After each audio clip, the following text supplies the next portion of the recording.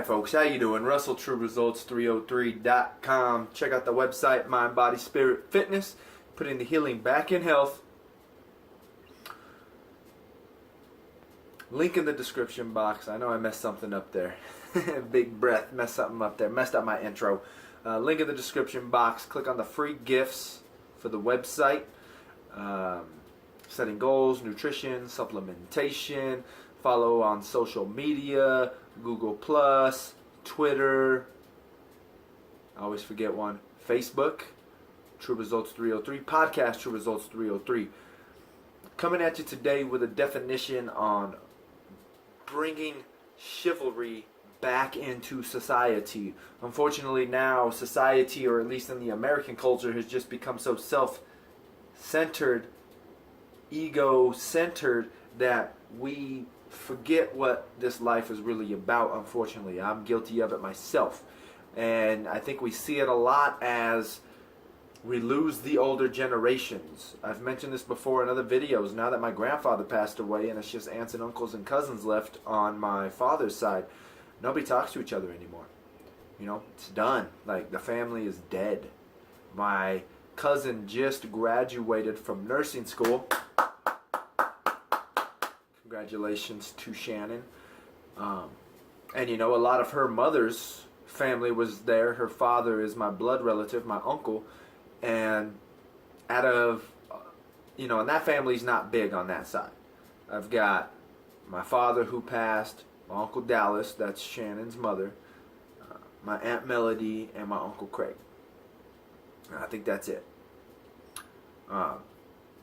And then there's some nephews, or some cousins.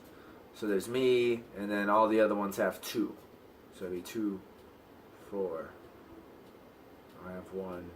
Yeah, so 5 of us. Right?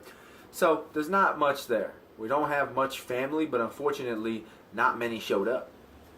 So I think we're starting to lose that, right? So it was my cousin Shannon's graduation, and out of all of that, my cousin Corey showed up. His sister lives in Oklahoma, so that's understandable. And then their mother, which is a divorced aunt, my Aunt Brenda. She's not even family. My uncle's been remarried 2 times since then, and she was still there. You know, but they're good friends. You know, we're all good friends. I still call her my Aunt Brenda and everything. But now I'm getting off topic. Sorry. Chivalry. What is chivalry? And this was just an honor code. And I didn't know this. I was just watching something on it. This is the honor code of knights. Right, from the Middle Ages, Dark Ages, and we all know knights were valuable, right? They were the ones who protected the city. This was like the army, the Marines of the Dark Ages, the knights, the protector of the city. Okay, so this could be, like I said, the equivalent today of army, police officers, firefighters, same thing like that. This was them of the Dark Ages. They were knights, the armor, you see them, the armor, the swords, jousting, bows and arrows, whatever you want to come up with. So this was an honor code that they had. And I'm going to run down the list. I've got them written over here, so if you see me looking, this is the exact list. And I think this is what we all need to incorporate back into our lives. And I think if we do, America will change greatly, and we as men will change greatly. So number 1 is fear of God and protection of the church, of your spirituality, whatever it is, right? Protection of something, your own home, even, your family, protection, right? So fear of God, and if you don't know what fear of God is, I'll give a quick little sentence. I got a whole video on it though, but the fear of God is just trying to understand God, understand the universe, understand whatever you want to call it, right? An understanding and knowing of knowledge, of wisdom, of the universe of God, right? Next is to serve the Lord in valor and faith. So we do it faithfully, okay? Next is going to be to protect the weak and the defenseless, to help them, to help the weak and defenseless. We don't push them down. You know, I always say, now we're in an election year, and it's this whole big thing like, you know, everybody just wants a handout. Everybody just wants a handout. You know, maybe all they want is you to put your hand down and lift them up. They just need you to find that job. You know, there are plenty of homeless people I see on the corner that say, hey, we'll work for food. Now, I've never seen anybody actually try to offer them a job, but they have that sign that says we'll work for food. Or some of them have protected this country, and unfortunately, right now they're just going through some hard times, and they need that help. Are we there to do that for the weak and defenseless? Next is going to be to give, I'm not saying if I pronounce this right, succor to the widows and to the orphans. And once again, that's the same thing, to help the widows and the orphans. And if you're a Knights of Columbus like I am, that is the whole purpose and reason that it started, was to protect orphans and widows, because they needed help. If they don't, if you don't have a father or parents, you need help. We need to raise responsible citizens, or children into responsible citizens. The same thing with the widow. Usually in those days, the husband was able to go to work and provide for his wife. Nowadays, it's not really that way. I don't want to get into it. Next would be to refrain from wanton giving of offense.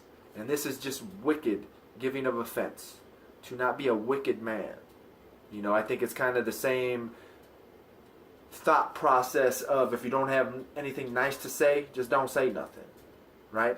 It's almost kind of like they say, well, you want to plead the fifth because you don't want to incriminate yourself by saying something stupid. If you know you're going to say something stupid and offensive, don't bother saying it, right? Unless there is a true reason for it, to where, because sometimes they say the truth hurts, and we need those deep down issues and conversations that's going to help build us up. So there is that fine line. To live with honor and glory is the next one. To live with honor and glory. To despise pecuniary reward. And this one is I struggle with, because when I'm working doing landscaping anyways, I don't see it much in the personal training industry. You do see it in the massage industry, where they're like, oh, you need a tip 20%. You need a tip this percent, especially when you go out to eat, right? But in some of these the Asian cultures, tipping is considered disrespectful, but in America it's a big thing. But that's what that means. To despise pecuniary reward. That's financial reward. And I know when I'm doing landscaping, sometimes, either the customer's being difficult, or they just really appreciate the good work, so they will give you $10, $20. So it's something I need to work on. It's like, you know what? No, I'm already getting paid to do my job. Thank you, but no thank you. You work hard for your money. I appreciate it, though. Just a good job is in hand. So that's a difficult one. I think we all struggle with that one.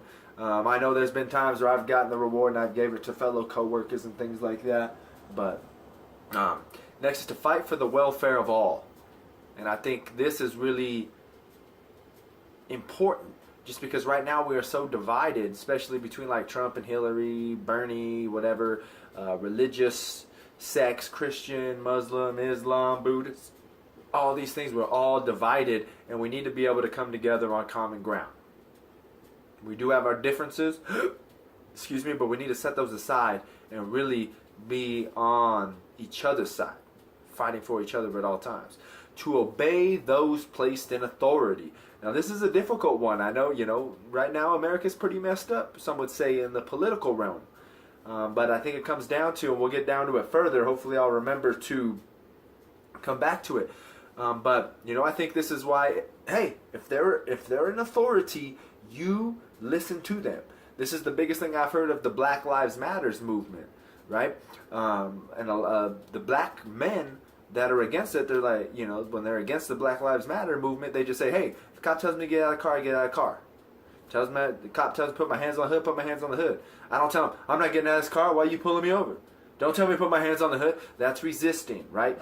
He's the authority. You just comply. Get out of the car. Yes, sir. Here's my license and registration. What else would you like me to do, sir? Do you want me to sit down? Da-da-da-da-da. He's the authority. If we don't like it, it's our duty to step up and say, hey, I want to be a police officer, so there are better police officers out there. I want to run for city or state office to make our city and our state better. Then we become the authority, in my opinion. But maybe I'll talk about that a little later. To guard the honor of a fellow knight.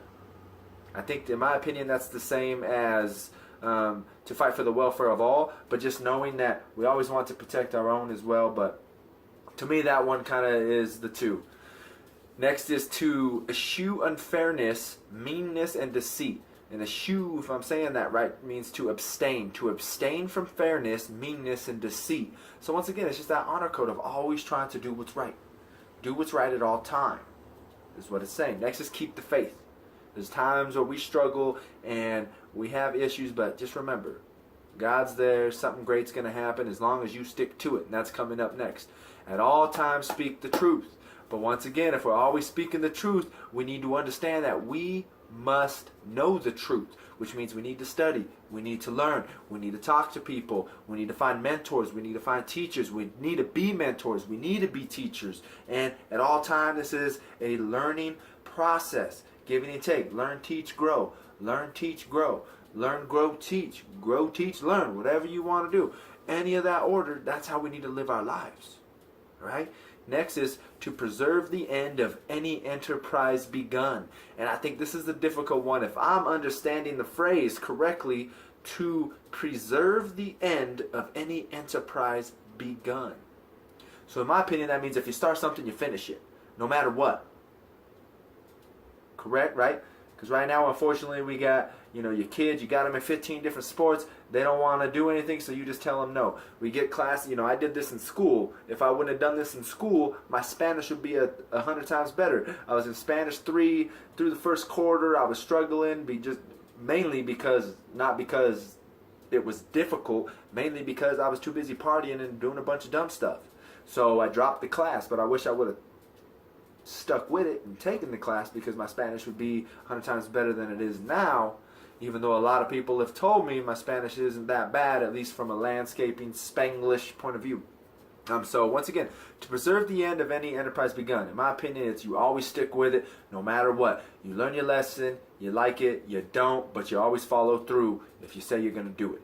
And I think that right there is going to be a big one in just creating a better man, a better human, a better person, right? To respect the honor of women. And this is a difficult one, because with this whole concept of the feminist movement, it's gotten to the point to where women always thought men were pigs, right? And now the feminist movement is saying, well, if you can't beat them, join them.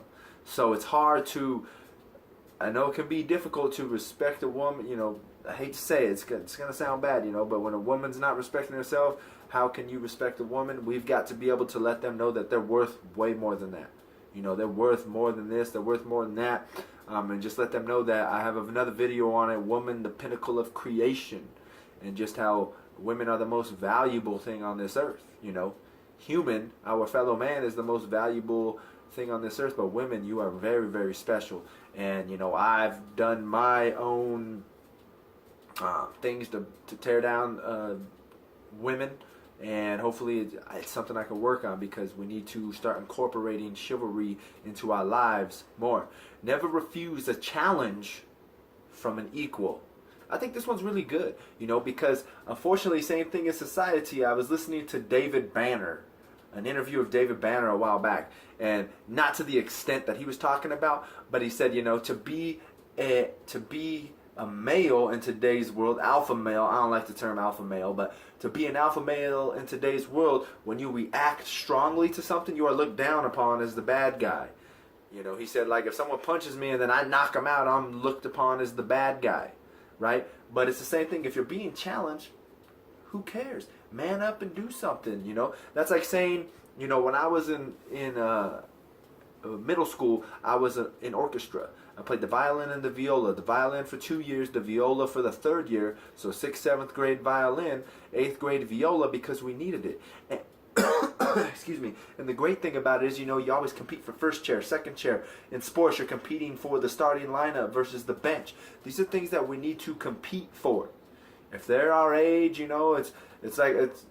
I guess you could say it's like, right now, I don't want to just LeBron James challenge LeBron James. That's just foolish, right? But it's, if they're equal, if it's a close one, I could probably take them in whatever case it may be. Challenge yourself. Challenge that person. Don't back down from that challenge. Especially, don't let fear overcome you.